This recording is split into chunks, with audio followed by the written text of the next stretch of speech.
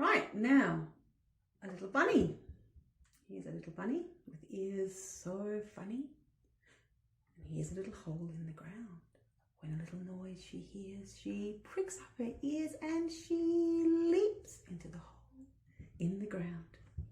Now this little bunny is made from a gum nut and an acorn cap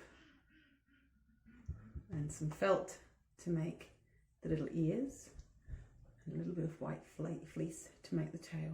This is very, very simple. First of all, you need to find a gum nut and acorn cap that are the right size for each other. Now I've got quite a few gum nuts and acorn caps here.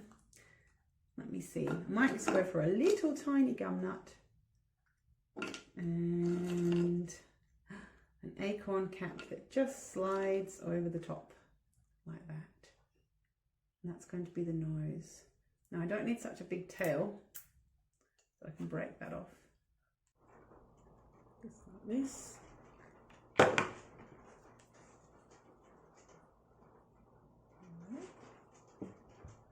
Easy peasy. And then a little bit of brown felt.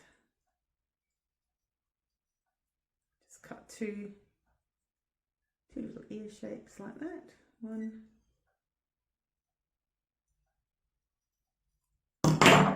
two. There we go. And then we'll need a little bit more glue. Just give me a second.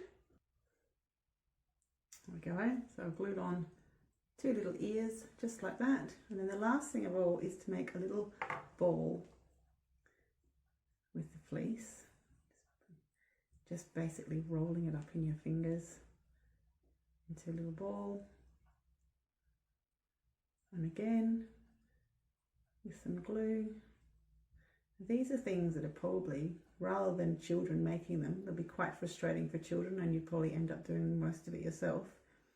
Much nicer to have as a little surprise gift on Easter morning or for an Easter story.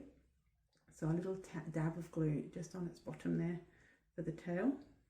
Don't need quite so much. I'm going to tick, I'll just do that. And on the back, there we go.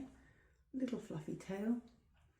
So if your children make little Easter nests, like my children always did on the Saturday night before Easter Sunday, they would go into the garden and they would make beautiful little nests for a surprise to arrive on the Sunday morning.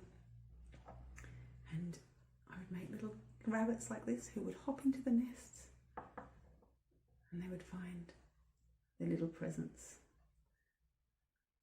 with the Easter bunny.